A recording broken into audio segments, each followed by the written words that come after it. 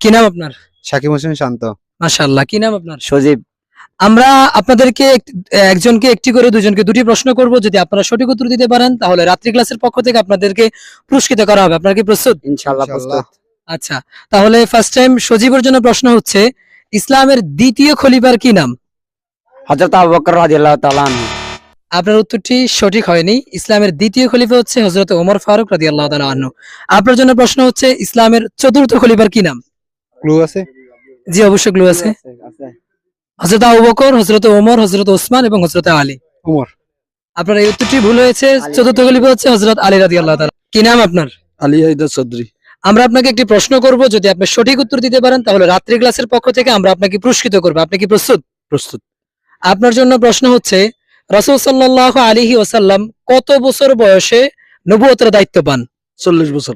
মাশাআল্লাহ, আপনার উত্তরটি সঠিক হয়েছে।